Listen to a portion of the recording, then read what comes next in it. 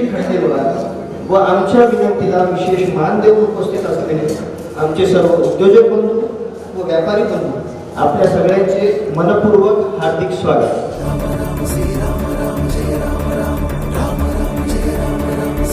श्री किशोर जगन्नाथरावजी शितोळे व्यवसायाने ते civil engineer आहेत, यशस्वी उद्योजक आहेत. सध्या देवगिरी नागरी सहकारी बँकेचे माननीय अध्यक्ष आहेत. तसेच डॉक्टर बाबासाहेब आंबेडकर मराठवाडा विद्यापीठाच्या व्यवस्थापन परिषदेवर राज्यपाल नियुक्त सदस्य आहेत. जलदूत या सामाजिक सेवाभावी संस्थेचे अध्यक्ष असून युवकांना सोबत घेऊन श्रमदान करून 12 विहीर यांचे पुनर्जीवन करण्याचे महत्त्वाचे कार्य ते करीत आहेत. ईश्वरीय कार्य केले आहे. युवा शक्तीला विविध विधायक कार्याला जोडण्याचे कार्य हे त्यांच्या कार्याचे ठळक वैशिष्ट्य. 71,000 रुपये आणि 18 लाख रुपये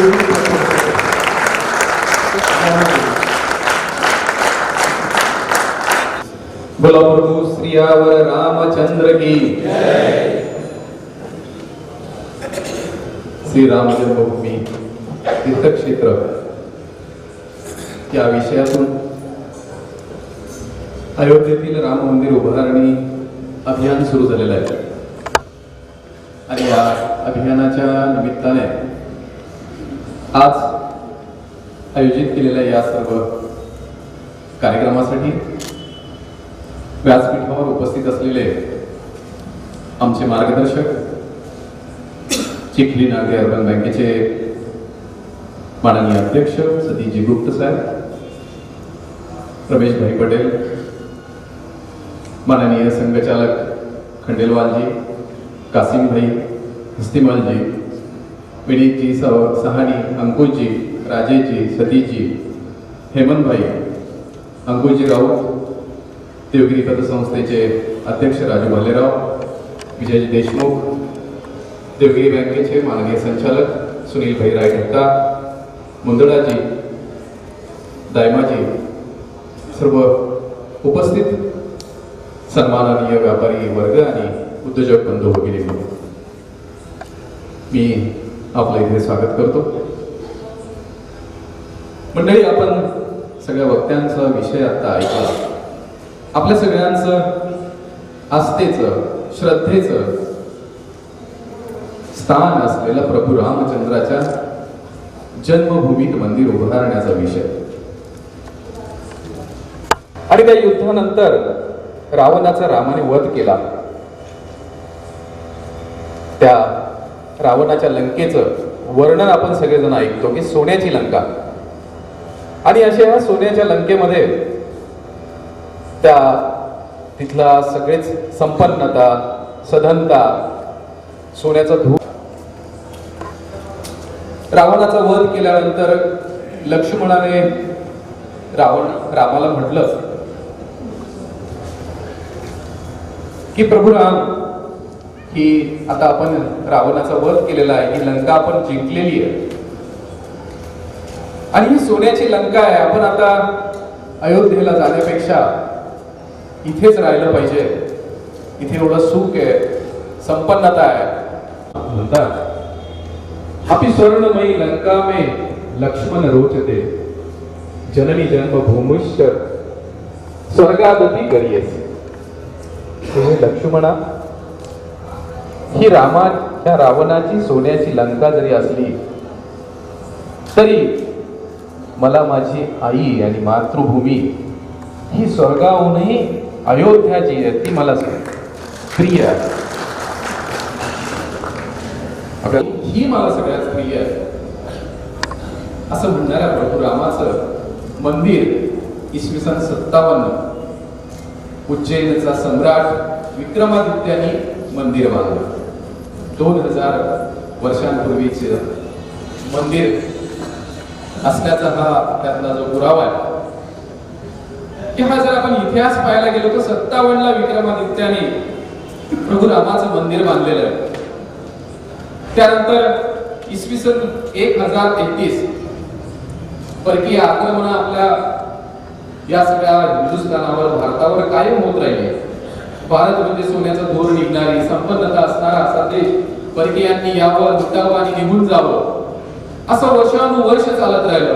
पण आपण अनेक वेळा उल्लेख ऐकतो की यांनी वर्षानुवर्ष आपल्याला गुलामीत ठेवलं. पण मंडळी, जर सत्य परिस्थिती पाहिली तर हा पराक्रमी हिंदुस्थानियांचा हा जो देश आहे, ही मातृभूमी आहे, इथे पूर्ण देश कधीही गुलामगिरीत राहिलेला नाहीये. कुठला तरी देशाचा एखाद्या कोपऱ्यावर आक्रमण व्हायचं, तेवढा त्या कोपऱ्यावर आपल्या गटातटात असल्यामुळे, एकत्र हिंदू नसल्यामुळे ते आक्रमण परतवू शकायचं नाही. तो परकीय यवन यायचा, लुटायचा, त्याला परत इथले हिंदू, इथले सगळे पुत्र जमावायचे आणि त्याला पिटाळून लावायचे. त्याच्यामुळे आपण गुलामगिरीत वर्षानुवर्ष राहिलं हा शब्द विसरून जायला हवा. कुठला तरी कोपरा असेल अशा ज्याच्यामध्ये 1033 ला परकीय आक्रमक सालार मसूदने या राम जन्मभूमीवरचं मंदिर उद्ध्वस्त केलं. 1033 म्हणजे 1000 वर्ष त्याआधी हे मंदिर उभं होतं, याचा हा आपल्याला पुरावा आहे. त्यानंतर वीर पराक्रमी राजा सुहेल देव, या सुहेल देवाने या मसूदशी घनघोर युद्ध केलं. त्याची तारीख आहे 14 जून 1033 आणि या घनघोर युद्धामध्ये या सुहेल देव जो भारतातला राजा होता, त्यांनी या मसूदचा वध केला आणि राम जन्मभूमी पुन्हा मुक्त केली. पण तो फार काळ हे टिकलं नाही. त्यानंतर पुन्हा 1526 ला परकीय आक्रमक बाबर या हिंदुस्थानावर चालून आला. 5 वेळा बाबराने इथे हिंदुस्थानात शिरण्याचा प्रयत्न केला. दुसरी लढाई झाली त्यावेळेला मेवाडचा राणा संग्राम सिंग, राणा सिंग ज्याला म्हणतात, त्या राणा सिंगासोबत लढाई झाली. त्याच्यामध्ये साहजिकच बाबराला पराभव पत्करावा लागला आणि निघून जावं लागलं. दुसऱ्यांदा लढाई झाली 1528 ला. त्याआधी 5 वेळा बाबराने प्रयत्न केलेला होता आणि तो इथे स्थिरावू शकला नव्हता. पण या 5व्या लढाईमध्ये, दुसऱ्या लढाईत 5व्या लढाईमध्ये मीर बाकी हा त्याचा सरदार तिथे होता. बाबर स्वतः लढत होता. राणा सिंग पराक्रमाची शर्त करत होता. पूर्ण लढाई जिंकत आलेला होता. ही लढाई जिंकण्याचा क्षण आणि त्यावेळेला राणा सिंगाचा हत्ती जबर जखमी झाला. सैन्य जे ते अस्ताव्यस्त होतं आणि पराभवाच्या खाईत जायला लागलं. त्याचप्रमाणे ही लढाई शेवटी हरावी लागली. पण त्याला सहज हे जिंकता नाही आलं. या 70,000 सैन्य घेऊन जो हा संग्राम सिंह आलेला होता, ती 5 दिवस ही लढाई चालली आणि 1,71,000 हिंदूंना याचं बलिदान द्यावं लागलं. त्यानंतर हा वीरबाकी ही लढाई झाली. आता एवढ्या सगळ्या लढाया चालत राहिल्या, एवढ्या हिंदूंचं बलिदान झालं म्हणून कुणी असं काही म्हणलं का की नाही नाही दगडात द्यावे, कशाला द्या सोडून आणि विषय बंद करा, असं म्हणलं नाही. इथला हिंदू ज्या ज्या वेळेला शक्य होतं, ज्या ज्या वेळेला एकत्र येणं शक्य होतं, ज्या ज्या वेळेला सामर्थ्य वाढत होतं, त्या त्या वेळेला हिंदू एकत्र यायचा, परकीय आक्रमण परतवून लावायचा, बलिदान द्यायचा आणि आपली ही जी राम जन्मभूमी आहे, आपलं सगळ्यांचं श्रद्धास्थान, आस्थास्थान असलेलं हे पुन्हा मिळवायचं. का तर आमचं जीवन फक्त प्रभू रामासाठी आहे. आमचं जीवन आम्ही फक्त त्या आस्थेकडे बघून आम्ही जगतोय आणि त्याच्यासाठी प्राण द्यायला आम्ही तयार झालोय. त्यामध्ये राम आपला हा भिडलेला आहे. राणा संघाच्या नंतर मिठीचे महताब सिंग यांनी 80,000चं सैन्य जमा केलं. त्यावेळेला हे सगळे जे आखाडे आपण बघतो, निर्मोही आखाडा, हा आखाडा, हे सगळे जे आखाडे होते हे संतांचे, साधूंचे आखाडे, फक्त ह्या यवनांपासून मंदिरांचं रक्षण तयार करण्यासाठीचे हे संत एकत्र असायचे आणि हे सगळे आखाडे त्यांनी एकत्र केले. त्याही वेळेला खूप मोठा संघर्ष, खूप मोठी लढाई झाली आणि राम जन्मभूमी काही 15 दिवस आपल्या ताब्यात आली. पुन्हा दिल्लीच्या बादशाहाकडून त्याला सैन्य मिळालं आणि सोडून द्यावं लागेल. त्यानंतर या मीर बाकी जो बाबराचा सेनापती होता, त्यांनी या राम मंदिर जिथे उद्ध्वस्त केलं होतं तिथे ढाचा बांधायला घेतला आणि ढाच्याचं काम सुरू केलं. ढाच्याचं काम सुरू करत असताना तो ढाचा सकाळी काम करायचे, बांधकामाला सुरुवात करायचे, काही विटा दगड रचायचे. रात्र झाली की हे बांधकाम पडून जायचं. चमत्कार होता. एक दिवस झाला, 2 दिवस झाला, दिवसा बांधकाम करायचं, रात्री बांधकाम पडून जायचं. शेवटी बाबर तिथे आला. बाबराने ते स्वतःच्या डोळ्याने पाहिलं आणि मग त्यांनी तिथले साधू फकीर यांना एकत्र केलं. त्यांना बसून त्याच्यातला मार्ग काढला की जो चबुतरा आहे, जे मंदिराची जागा आहे, त्याला सीता की रसोई असं नाव दिलं आणि ठरवलं की त्याच्या बाजूला जो ढाचा बांधणार आहे त्याला मिनार उभारायचे नाही. त्याच्या बाजूला तिथे पूजा अर्चा करायला साधूंना परवानगी द्यायची, प्रदक्षिणा करायला परवानगी द्यायची आणि असा तडजोडीचा मार्ग बाबराने स्वीकारून ती राम जन्मभूमीचं अस्तित्व मान्य केलं. हे स्वतः बाबराने तुजुक बाबरी हे बाबराचं आत्मचरित्र आहे. त्यामध्ये स्वतः बाबराने हे लिहून ठेवलेलं आहे. त्यानंतरचा पुढचा काळ आहे रामभक्त पंडित देवीदीन पांडे. या देवीदीन पांडे त्या अयोध्येच्या आसपास राहत होते. त्यांनी पुन्हा 70,000ची फौज जमा केली. 3 जून 1528 या पांडेंनी हे सगळे साधू संत या सगळ्यांना जमा करून, साधू संत त्यावेळेचे जे होते मी म्हणालो तसा हा सगळा मंदिराचा, या सगळ्या मठ मंदिरावर होणारे हल्ले जे आहेत ते थांबवण्यासाठी, रक्षण करण्यासाठी एकत्र यायचे. मग त्यामध्ये चिंताधारी साधू असायचे, वेगवेगळ्या आखाड्यांचे साधू असायचे. मग तो नागा असेल, गोरक्ष असेल, असा निर्मोही असेल, असे हे आखाडे जे होते या आखाड्यांमध्ये हे एकत्रीकरण व्हायचं आणि या सगळ्यांनी त्या मीरबाकीवर झडप टाकली. युद्ध जिंकत आले होते. देवीदीन पांडेला त्या मीरबाकीच्या अंगरक्षकांनी वीट मारली, ती डोक्याला वीट लागली, पण आणि त्यामुळे ते पांडे खाली कोसळले. मीरबाकीने बंदुकीच्या 3 गोळ्या त्यांना मारल्या. अशा ही परिस्थितीत त्यांनी मीरबाकीचा हत्ती आणि माहूत या दोघांना आपल्या तलवारीने ठार केले. काही दिवसांसाठी 15 दिवस पुन्हा ती राम जन्मभूमी ताब्यात आली. पण बाबराकडून दिल्लीवरून पुढची सेना आली आणि हा राम जन्मभूमी परत गेली. सांगण्याचा माझा मतितार्थ असा आहे की हा कधीही हिंदूंनी या राम जन्मभूमीचा विषय सोडलेला नाही की आमच्या श्रद्धास्थानावर केला. आणि त्यांनी पत्नीला सांगितलं की हे पांडे आणि सुहेल देव ज्याप्रमाणे बलिदान देऊन गेले, आता मी पण जातो आणि माझी राम जन्मभूमी मी मुक्त करतो, त्याशिवाय मी येणार नाही. त्या राणी जयकुमारीने सांगितलं की नाही, तुम्ही माझं कुंकू आहात आणि तुम्ही प्रभू रामाची भूमी मुक्त करायला निघालेला आहात, मीही तुमच्या सोबत येते. आणि या राणी जयकुमारीने या राजासोबत त्या युद्धामध्ये भाग घेतला. पहिल्या युद्धामध्ये या राजानी रणविजयाने या मीरबाकीचा पराभव केला. 1 महिनाभर राम जन्मभूमी मुक्त होती. दिल्लीवरून नेहमीप्रमाणे कुमक आली. आपल्या तिथून आपले इतर मंडळी त्यावेळेला पोहोचू शकली नाही आणि पुन्हा लढाई झाली. राणा रणविजयाचं त्या लढाईत ठार मारले गेले. पण मंडळी, तुम्हाला आश्चर्य वाटेल की ही जयराज कुमारी ही जी राणी होती, तिने याच्यानंतर महिलांना एकत्र केलं. महिलांना एकत्र करून हिने 10 लढाया केलेल्या आहेत आणि 3000 महिलांची फौज घेऊन या राम जन्मभूमीसाठी जयराज कुमारीने संघर्ष करत लढत राहून एक मोठं युद्ध सतत चालू ठेवलेलं आहे आलेलं आहे. आणि त्यावेळेला या जयराज कुमारीने 10 लढाया केलेल्या आहेत. अकबराच्या काळामध्ये असाच सगळ्या हिंदूंनी एकत्र येऊन 20 वेळा प्रयत्न केलेला आहे, 20 वेळा लढाया केलेल्या आहेत. अशा एकूण 76 लढाया इथल्या हिंदूंनी एका मंदिरासाठी केलेल्या आहेत. रामाचे मंदिर इथं नाही आहेत का? खूप आहेत, हजारोंच्या वर सगळ्या देशभरामध्ये राम मंदिर असते. पण जिथे रामाची जन्मभूमी आहे त्या जन्मभूमीसाठीचा लढा हा सगळ्या देशाच्या आस्थेचा विषय होता.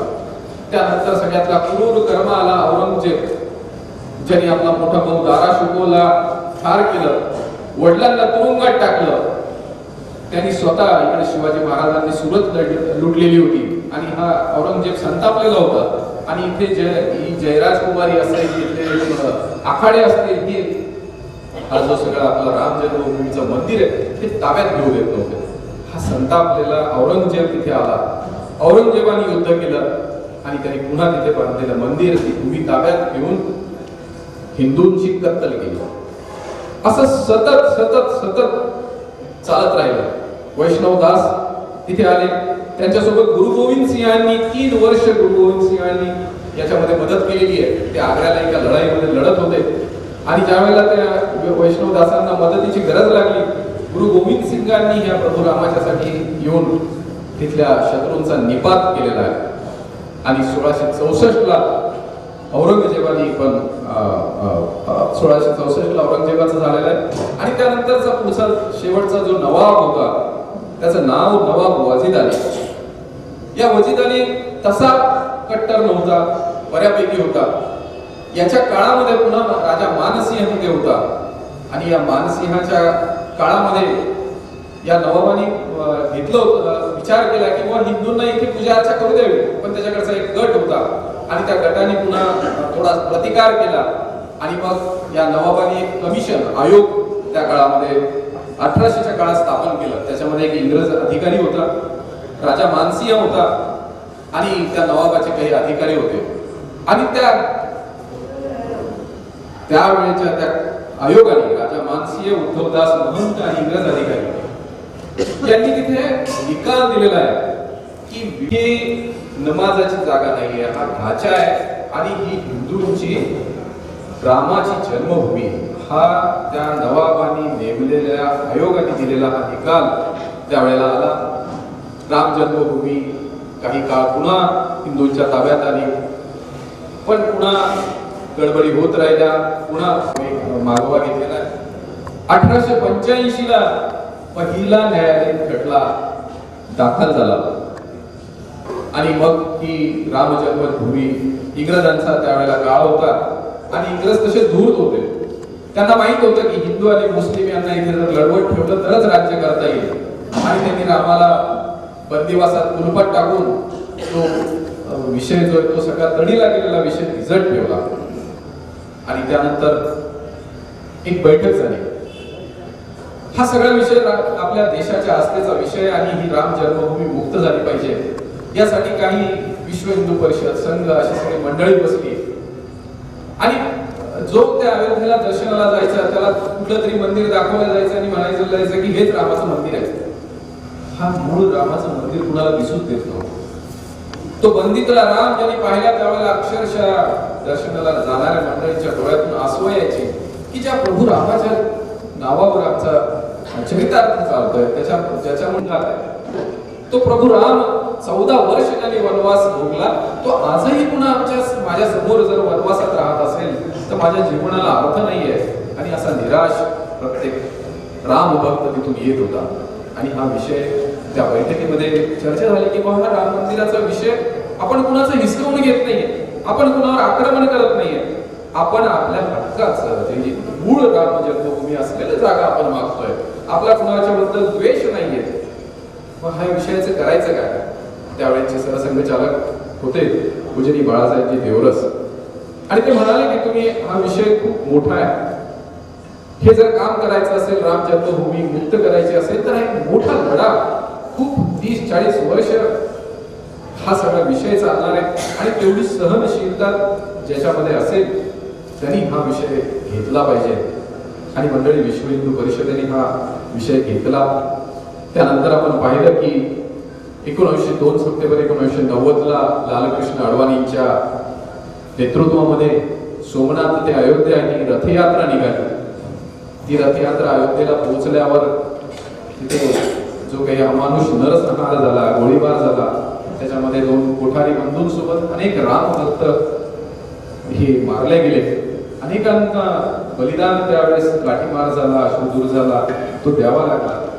पण समाज थांबायला तयार. कानाकोपऱ्यातून समाजातल्या प्रत्येक स्तरातला रामभक्त तिथे उत्स्फूर्तपणे पोहोचलेला होता. प्रचंड असा बंदोबस्त होता इथे आणि पंचमी परनी मार सकता असं तिथल्या मुख्यमंत्र्यांनी जाहीर केलेलं होतं. आणि कार सेवेच्या क्षणापर्यंत एकही रामभक्त तिथे नव्हता.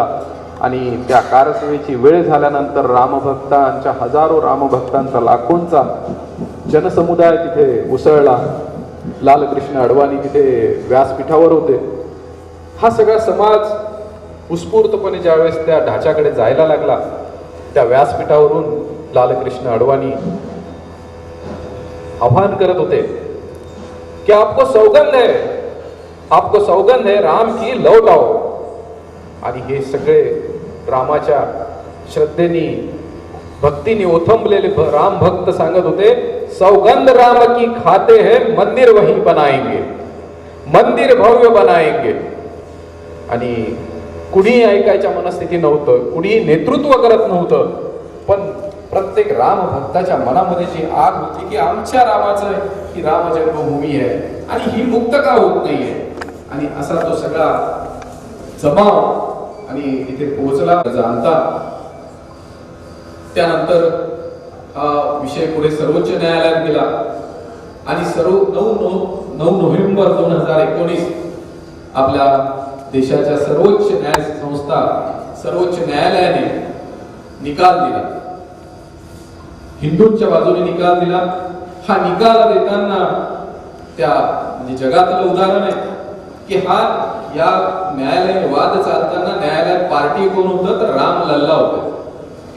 आपले प्रभू राम लल्ला हे पार्टी न्यायालयात पार्टी असल्याचं जगातलं एकमेव उदाहरण आहे. आणि हा न्यायालयीन खटला झाला, त्याच्यामध्ये हजारो दस्तऐवज द्यावे लागले, धार्मिक ग्रंथांचे संदर्भ द्यावे लागले, पुरावे द्यावे लागले. त्या सर्वोच्च न्यायालयाने मध्ये आदेश दिला की इथे उत्खनन करा. याचा पुरावा काय की ही रामाची जन्मभूमी आहे.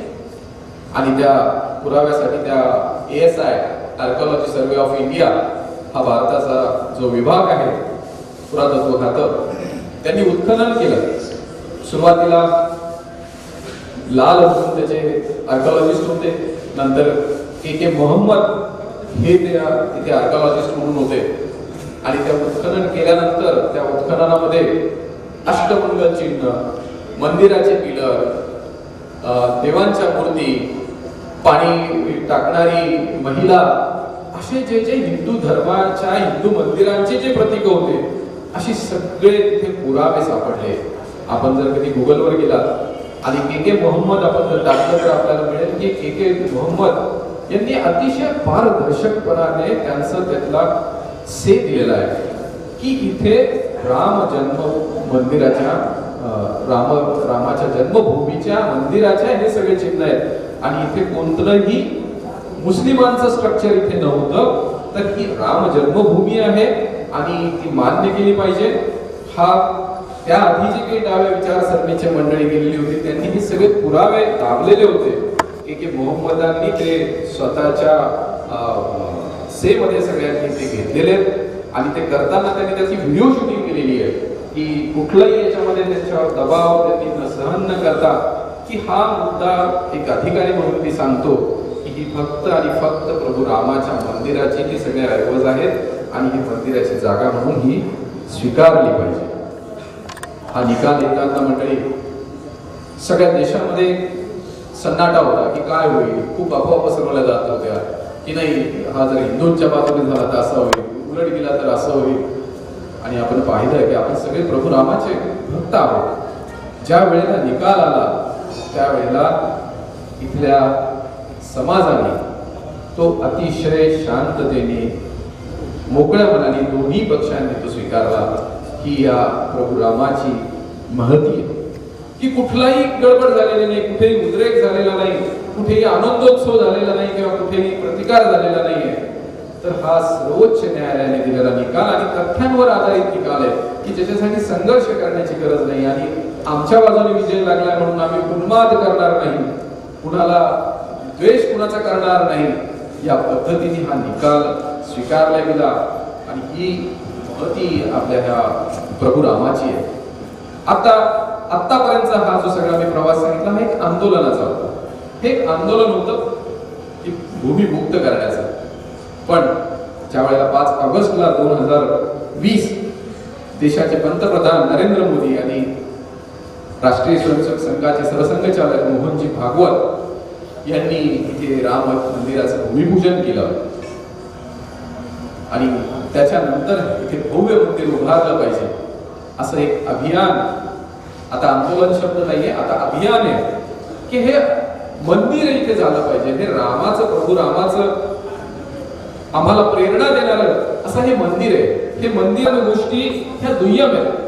आम्हाला त्याच्यासाठी मंदिर करायला खूप मंदिर आहे, पण ज्या प्रभू रामाने एक मर्यादा पुरुषोत्तम आपण ज्याला म्हणतो की आज तुमच्या जीवनामध्ये कुठलाही कॉन्फ्लिक्ट, कुठलीही समस्या आली की भावाशी वागायचं कसं, भावासोबत वाद आहे तर प्रभू रामाचा आदर्श बंधू कसा असावा ते प्रभू रामाचं चरित्र बघा. आदर्श पिता कसा असावा याच्यामध्ये जर आपल्या मुलांशी वागायचं कसं असा प्रश्न असेल तर प्रभू रामाचं चरित्र बघा. आपण पतीचा रोल करायचा आहे, आपल्याला अडचण आहे की पत्नीत आणि मायात संघर्ष आहे, मी कसा वागलो पाहिजे हे शिकायचं असेल तर प्रभू रामाकडे पाहिलं पाहिजे. एक मित्र कसा असावा, एक शासक कसा असावा, गुप्तजी जसं म्हणाले तसं एक मर्यादा पुरुषोत्तम चरित्र पुरुष हा प्रभू रामचंद्र आहे. आणि या प्रभू रामाचं आजच्या काळानुरूप चालणारं हे जे स्वरूप आहे तर हे स्वरूप आज आम्हाला या राष्ट्र मंदिराच्या निमित्ताने उभं करायचं आहे. प्रभू रामाचं जर आपण सगळा रामायण मालिका आपण या कोरोनाच्या काळात सगळ्यांनी पुन्हा एकदा पाहिली की प्रभू रामाला समुद्र ओलांडायचा होता. प्रभू रामाने जर धनुष्यबाण त्याच्या मारला असता तर ते समुद्र क्षणात पार करू शकले असते, पण प्रभू रामाने तसे केलेलं नाही. प्रभू रामाने तिथल्या वानरांना एकत्र केलं. वानर म्हणजे असं समजा की सामान्य जनता, त्या सामान्य जनतेला विश्वास दिलेला आहे की तुम्ही हे पार करू शकता. त्यांच्यामध्ये कॉन्फिडन्स दिलेला आहे, आत्मविश्वास दिलेला आहे आणि त्यांच्या माध्यमातून तो समुद्र पार करण्याचं जे प्रशिक्षण दिलेलं आहे की समाज उभा राहायला पाहिजे. मी तर एकटा करेन पण माझ्यावर अवलंबून राहू नका. प्रभू रामानी स्वतः पुरुषार्थी होते, पराक्रमी होते. ज्या वेळेला समुद्राच्या पार जायचं तर त्यांनी पहिल्यांदा समुद्राची पूजा केली की विनम्रता असली पाहिजे. आपण शक्तिशाली आहोत म्हणून मी काहीही करीन असं चालणार नाही. तर प्रभू रामानी पूजा केली, समुद्राची विनंती केली आणि ज्यावेळेस तो ऐके ना त्यावेळेला धनुष्यबाण चढवला आणि मग तो समुद्र देवताची येथे हात जोडून आलेली. पण हे करताना प्रभू रामानी जी शिकवण आम्हाला या सगळ्या रामायणामध्ये दिलेली आहे की आता केवटाचा उल्लेख गुप्तजींनी केला की हा सामाजिक समज असता आज आम्ही जाती गटा याच्यात वाटलेलो, पण त्या प्रवासामध्ये शबरीची दृष्टी गोर प्रभू रामाने केली. शबरी आजच्या म्हणण्याप्रमाणे ती कनिष्ठ जातीतली आहे, पण प्रभू रामाचं जर त्याच्यातलं चित्रपट मालिका म्हणून पाहता घेतलं तर ही उच्च नीच नाहीये. मी तिची उष्टी बोरं मी खाऊ शकतो तर तुम्ही कोण जात आणि पाच याच्यामध्ये भेदभाव करणारे आहात. तो ज्यावेळेस नावं पार करायची होती आणि जंगलात त्या होडीतून जायचं होतं तर तिथला राजा सामंत त्यांनी त्या केवटाला सोबत दिलेलं आहे आणि केवटाच्या माध्यमातून प्रभू रामाने तो नदी पार केलेली आहे.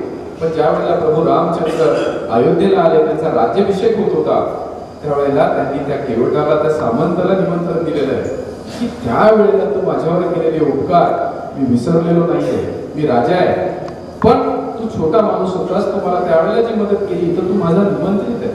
म्हणजे आजच्या जीवनामध्ये की मी किती मोठा आहे आणि मी विसरून जाईन हे करायचं नाहीये. तो छोटा असो की मोठा, आपल्या वेळेला ज्यांनी मदत केलेली आहे मग तो कोणत्या जातीचा आहे, काय त्याची मित्रता कशी असावी, राज्य कसं करावं. आज तुम्ही सगळे इथे एक एक संस्थान आहात, मोठमोठे इंडस्ट्रीचे मालक आहात, व्यापारी गटामध्ये तुम्ही आहात, पण आपण तिथे शासक आहोत. तर आदर्श शासन आपलं कसं असावं याचं एक मूर्तिमंत उदाहरण प्रभू रामानी आपल्याला सगळ्यांना इथे दिलेलं आहे.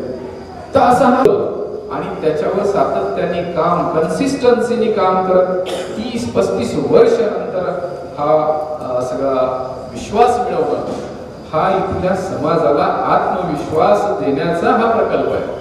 हे मंदिर जे राष्ट्र मंदिर आपण म्हणायला निघालोय ते राष्ट्र मंदिर म्हणजे आम्ही गुलामीच्या खुणा मिटून टाकलेल्या आहेत. आम्ही पराक्रमी आहोत हा विश्वास ज्या वेळेला आपल्यामध्ये येतो त्यावेळेला हे राष्ट्र समृद्ध सुदृढ आणि मोठं व्हायला निघतं. आपण पाहिलं असेल की अगदी सारख्या बाबतीचा असा वाद चालू आहे. सगळ्या देशाचं बजेट नाही तेवढं बजेट त्या मिलिटरीवर आहे आणि ते मिलिटरी त्या फक्त त्या तुकड्यासाठी आहे. तर मग सगळेजण म्हणायला लागले नाही नाही सोडून द्या तो तुकडा, ती कटकट नको, काय करायचं तो काश्मीर. आणि ज्या वेळेला 370 कलम या देशाच्या पंतप्रधानांनी केलं त्यावेळेला जनता काय म्हणायला लागली, अब पिओगे कब लोगे. हा फरक, हा आत्मविश्वास इथल्या नेतृत्वाने ज्या वेळेला समाजाला दिलेला असतो तो समाज संवर्धनाकडे शक्तीकडे जात असतो आणि शक्तीच्या ठिकाणी बंधुता, शांती. तर आम्हाला हे सगळं जे करायचं आहे हे फक्त आपल्या देशातल्या लोकांसाठी करायचंय का? नाही. हा प्रभू रामाची जी शिकवण आहे ही शिकवण जगातल्या सगळ्या लोकांना आम्हाला द्यायची की आम्ही आमच्याकडे शक्ती असेल तर आम्ही कुणाचं ओरबाडत नाही, कुणाचं लुटत नाही, कुणाला त्रास देत नाही. आम्ही नीतिमत्तेने जगणारे प्रभू रामाचे रामभक्त आहोत. आणि असाच चरित्र पुरुष ज्या वेळेला रोल मॉडेल म्हणून या देशाच्या समोर असेल, या जगाच्या समोर असेल, त्यावेळेला या जगामध्ये शांती आणि समृद्धी येण्यासाठी आम्ही त्याचे लीडर असू, आम्ही विश्वगुरु असू असं म्हणणार हे आपलं रामाचं मंदिर असेल. मंडळी, हा सगळा जर उजळता इतिहास पाहिला तर या मंदिर आज आपल्या सतीजीने सांगितलं त्याप्रमाणे अनेक वर्ष, अनेक युगांमध्ये असा क्षण येत नाही, असा सुवर्ण क्षण, असा भाग्याचा क्षण तुमच्या माझ्या पिढीमध्ये आलेला आहे की ही इतिहासातली घटना ठरणार आहे की आपल्या समोर प्रभू रामाची शांती देणार, चांगलं जगायला शिकवणारं असं हे प्रेरणेचं मंदिर असणार आहे. आणि या मंदिराच्यासाठी निधी संकलनाचा हा अभियान 15 जानेवारी संक्रांतीपासून सुरू झाले. 15 फेब्रुवारी पर्यंत हे अभियान पूर्ण देशभरात चालणार आहे. 11 कोटी कुटुंबांपर्यंत पोहोचण्याचा संकल्प या सगळ्या इथल्या कार्यकर्त्यांनी केलेला आहे. आणि तो संकल्प हा अभियान सुरू होण्याच्या आधी आलेला होता. आणि त्यानंतर ज्या वेळेस बैठका झाल्या, सगळ्यांचा प्रतिसाद बघितला, तर कार्यकर्त्यांकडून पुन्हा जो उत्साह बघितला तर तो त्या उत्साहानुसार 13 कोटी 13 कोटी कुटुंबांपर्यंत म्हणजे 65 कोटी 130 कोटी जी आपल्या देशाची लोकसंख्या आहे केलेला आहे. आणि खूप चांगला काही जिल्ह्याचं जे वर्णन केलेलं आहे की 600 गावांपर्यंत आज प्रत्येक कुटुंबापर्यंत आपण पोहोचलेलो आहोत. निधी महत्वाचा नाहीये, मंदिर उभारायचंय, भव्य करायचंय. आपण ज्या वेळेला आपलं घर बांधतो त्यावेळेला आपलं घर 100-125 वर्ष टिकणार असतं, पण आपण म्हणत असतो नाही घर एक बदलेंगे वो बहुत बढ़िया है, फिर अपना 100-125 साल टिकने वाला मकान है, अपना घर है, तो उसके लिए अगर हम ऐसा सोचते तो हमारा जीवन चरित्र चलाने वाला जो प्रभु राम है उसके लिए तो हम भव्य मंदिर, दिव्य मंदिर बनाने के लिए हमें सोचना नहीं चाहिए. और इसके लिए समाज के हर स्तर से जो निधि के लिए संकलन हो रहा है वो बहुत ही सराहनीय ऐसा हो रहा है. अभी ऊपर दायित्व है कि मैं बड़े निधि का मैं प्रमुख हूँ और मेरी कवर आप लोगों ने टाइप कर दी कि यहाँ से सबसे ज्यादा अच्छा निधि है.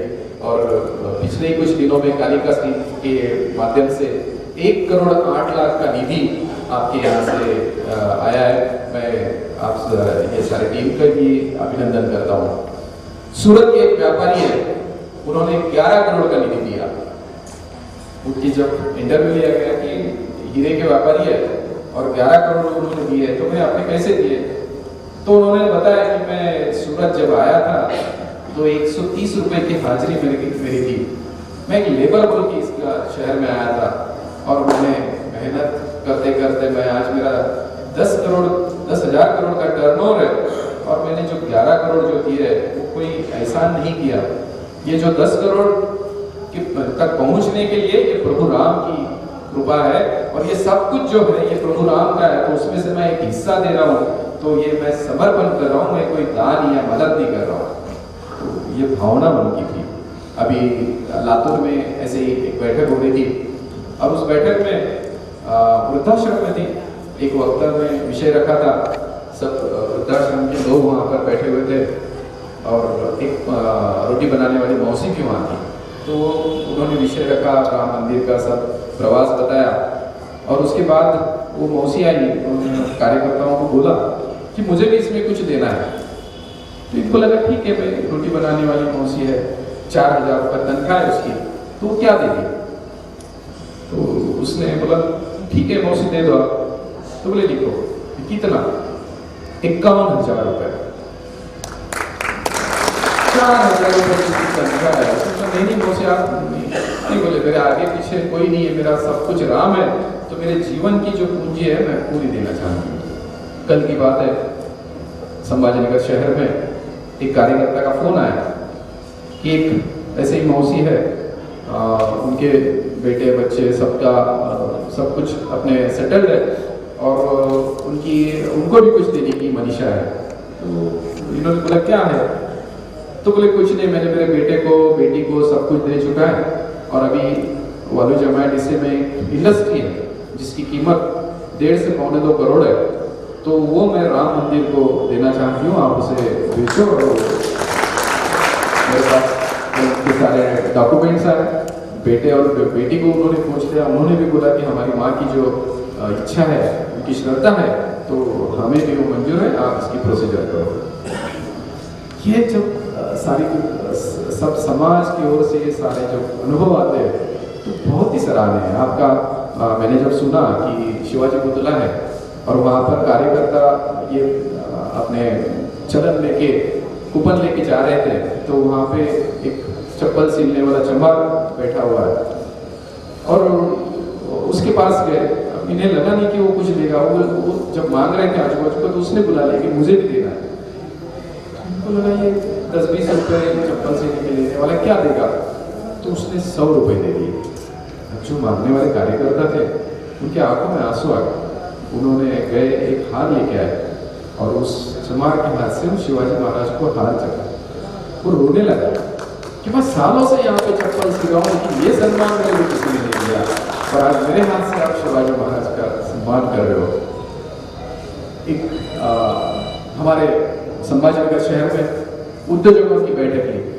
आप जैसे सब महानी लोग थे, एक उद्योगपति, उनकी भी श्रद्धा थी, उन्होंने गोविंदगिरी महाराज का शहर में प्रवास था, किशोर जी व्यास के नाम से जिन्हें हम जानते हैं, उनको घर बुलाया और अपने कुछ दोस्तों को बुलाया। 27 इंडस्ट्रियलिस्ट आए थे और गोविंदगिरी महाराज ने प्रभु राम जी का विषय रखा। विषय रखने के बाद वहाँ पे जिन्होंने निमंत्रण दिया था, उनका नाम नहीं बताऊंगा, तो उन्होंने बताया कि मेरे ओर से भी मैं कुछ देना चाहता हूँ। तो उन्होंने 25 लाख का चेक वहाँ दिया। उन्होंने बोलने के बाद 21 लाख के चेक वहाँ पे जमा हो गए। कुछ लोगों ने बोला कि मैं भी 21 लाख का देना चाहता हूँ, महाराज बस मेरे घर के मंदिर में आके आपको स्वीकार करें। और वो कैंपस में 2-3 लोग रहते थे, उन्होंने अपने घर पे महाराज को 2-2 मिनट की लेके गए और 11 लाख 21 लाख ऐसे चेक वहाँ पे आ गए। एक मेरे मित्र थे, आर्किटेक्ट थे, उनका कोई संबंध इस विषय से नहीं था, बस मेरी मित्रता थी। मैंने कहा कि एक ऐसे विश्व हिंदू परिषद के कार्यकर्ता है और वो आने वाले हैं और आपके घर पे चाय पीने आना है, तो आप अगर आपके दोस्तों को किसी को बुलाओ तो उनके साथ बातचीत हो जाएगी, एक 15 मिनट बैठे भी निकल जाएगा। शाम का समय तय हुआ था, मैं वहाँ गया तो उन्होंने केटरर वेटरर लगा के बिल्कुल अपने बंगले के का वरांडे में अच्छी VIP चेयर्स वगैरह रख के 50 चेयर्स, वो नाश्ते की व्यवस्था ऐसे सब की थी। मेरे को भी शौक लगा कि एक तो अपन किसी को मांगने जाओ तो अपने मन में रहता है कि भाई ये अपने को टाले। वो सब बैठे, मैंने प्रास्ताविक किया। जो विश्व हिंदू परिषद के मंत्री है विनायक जी देशपांडे, उन्होंने अपना विषय रखा। उसके बाद उनके पिताजी थे, वो रिटायर्ड थे, वो तो उनका भी बेटे नहीं थे, क्यों रखा होगा ऐसा मेरे को, मैं पढ़ रहा था उनको। तो जब वो उनका विषय हो गया, वो खुद उठे और उन्होंने बोला कि मेरी ओर से 1 लाख रुपए मैं यहाँ देना चाहता हूँ। 1 लाख हुआ, 1,21,000 हुआ, ऐसे 5-6 चेक हुए। फिर हम निकलते समय घर में गए कि वो आर्किटेक्ट उसकी माता जी को मिलेंगे। माता जी से बात हुई, माता जी खिड़की में से वो उनकी बहू, उनकी रोटी वाली मौसी सब सुन रहे थे। वो माता जी ने कहा कि वो 1,01,000 उन्होंने दिए, मेरे ओर से 51,000 में। वो रोटी वाली मौसी थी, उसने बोला मैंने भी सुना और मुझे बहुत अच्छा लगा, 500 रुपये मेरी भी हो सकी। और फिर 17-18 लोगों ने वो दिया।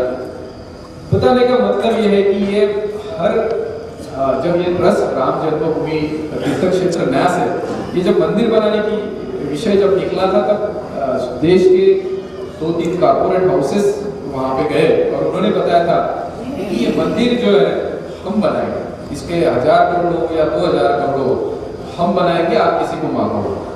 तब इस ट्रस्ट ने कहा कि मंदिर ये किसी का नहीं होता है, मंदिर गांव में जो होता है वो ग्राम पंचायत का नहीं होता है, वो गांव का मंदिर होता है। वैसे ये मंदिर जो है ये ना सरकार का है ना कोई उद्योगपति का है, ये इस यहाँ के समाज का मंदिर है। और इस समाज के हर हिस्से को लगना चाहिए कि मेरा भी इसमें कुछ समर्पण है। और ये मंदिर मैं अपने पीढ़ियों को बताऊंगा कि ये बेटा जो मंदिर बना है इसमें मेरे 10 रुपए लगे, मेरे 1 करोड़ लगे। तो ये भाव इस समाज तक पहुंचाने का कार्य हम सबको करना है। आप सब यहाँ पे मैं देख रहा हूँ कि आप कोई यहाँ पे व्यक्ति नहीं तो आप एक बहुत बड़ी ताकत संगठन आप हर एक यहाँ पे है। ऐसे ही उद्योगपतियों की एक बैठक हुई थी तो उसमें 2 महीने पहले हुई थी और उन्होंने ठहराया था कि ये जो 100 रुपए का, 1000 रुपए का, 2000 का कूपन है, ये हमें देख लो, हमारे इंडस्ट्री में 500 से 5000 वर्कर है और मैं उनकी सैलरी करता हूँ तो 7 तारीख से 11 तारीख तक करता हूँ और अपना अभियान 15 से होने वाला है। तो हमारे वर्कर के पास तब नहीं रहेंगे तो हम इनको तब बोलेंगे और कलेक्शन करेंगे। तो लिटरली ऐसे वालों से इसी में कि मैं तो खुद दूंगा लेकिन मेरे वेंडर है उनको मैं इसमें हर एक को मैं इसमें मौका दूंगा कि भाई राम मंदिर खड़ा हो रहा है, आपका भी कॉन्ट्रीब्यूशन इसमें होना चाहिए। और उस तरीके से छोटे आदमी तक ये विषय पहुंचा के एक विधायक कार्य, एक राष्ट्र मंदिर निर्मित के कार्य में सबने लगना, ऐसा ये जो विषय सब दूर चल रहा है। तो मैं आप लोगों को भी निवेदन करूंगा कि आप तो करोगे, इसमें मुझे कोई शंका नहीं है, ऑलरेडी बहुत अच्छा सब लोग कर रहे हो।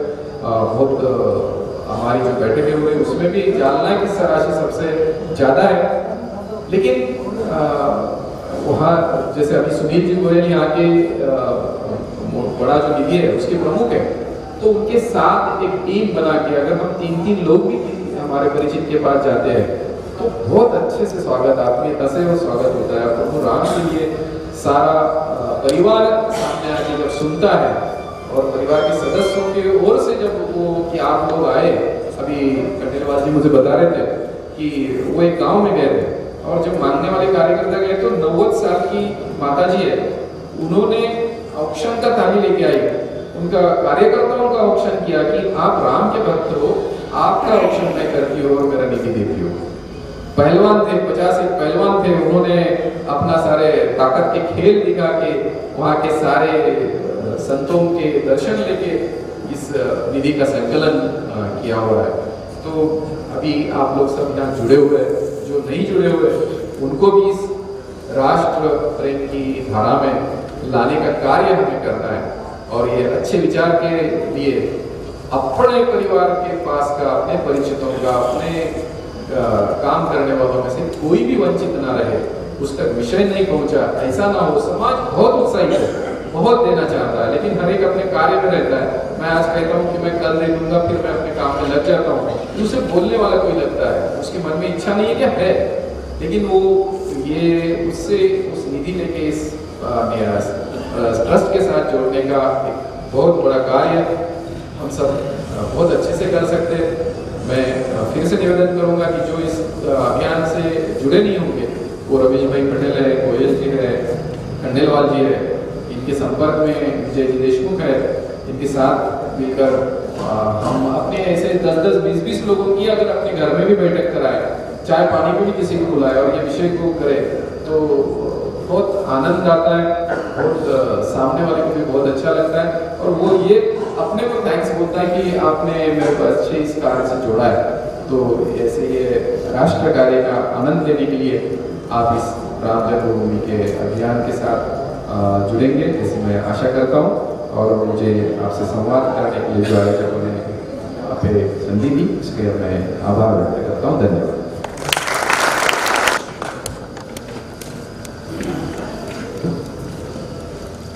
श्री सभी मान्यवरों का बहुत दिल से धन्यवाद।